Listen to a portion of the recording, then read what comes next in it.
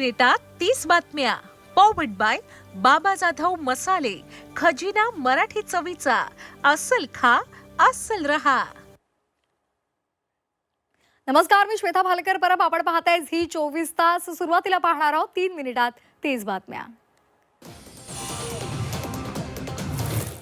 दादरच्या इंदू मिलमध्ये स्मारकाचं काम प्रगतीपथावर. डॉक्टर बाबासाहेब आंबेडकर यांच्या पुतळ्याचं फॅब्रिकेशन पूर्ण. प्रवेशद्वार, वाचनालयाचं स्ट्रक्चरल काम पूर्ण. इंदू मिलच्या 12 एकर जागेवर भव्य स्मारक उभारणार. नागपूरमध्ये राज्य विधिमंडळाचं 8 डिसेंबरपासून हिवाळी अधिवेशन. आठवड्याभराचा कालावधी.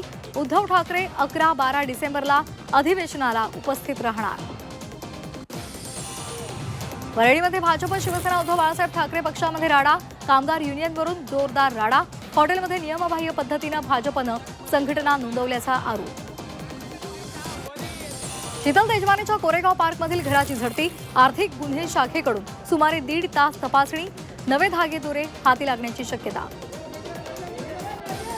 अमरनाथच्या मलंगगडावरील फ्यू न्यूक्लिअर ट्रेन सुरू. परवानग्या अपूर्ण असतानाही फ्यू न्यूक्लिअर ट्रेन सुरू.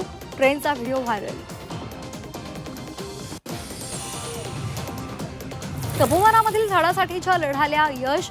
प्रदर्शन केंद्राच्या निविदेला अखेर स्थगिती. गिरीश महाजन यांची घोषणा. झाडं तोडून तपोवनामध्ये उभारलं जाणार होतं भव्य डोम. तर पुणे जिल्ह्यामधील बहुचर्चित पुणे नाशिक हायस्पीड रेल्वे प्रकल्पाला अखेर ब्रेक. रेल्वे मंत्री अश्विनी वैष्णव यांच्याकडून नव्या रेल्वे मार्गाची घोषणा. जुना प्रस्तावित मार्ग रद्द.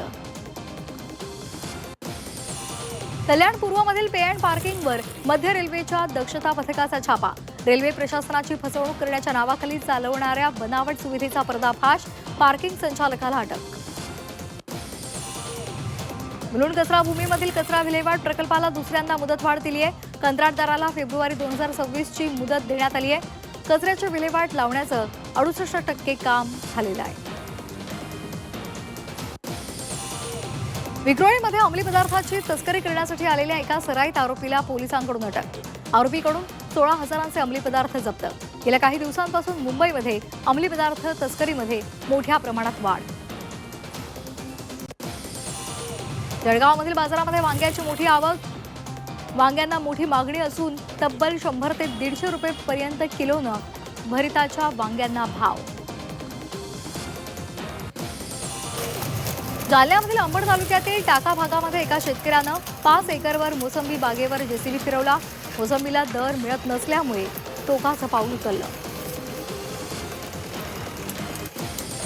महापालिकेच्या शाळेतील विद्यार्थ्यांच्या सकस आहारासाठी मुंबई महापालिका प्रशासनानं विशेष पाऊल उचललंय. विद्यार्थ्यांना पौष्टिक पदार्थ म्हणून एनर्जी बार दिला जाणार.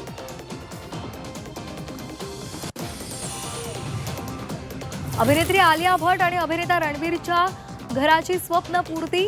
250 कोटींच्या आलिशान बंगल्यामध्ये आलिया आणि रणवीरचा लेक राहासोबत गृहप्रवेश.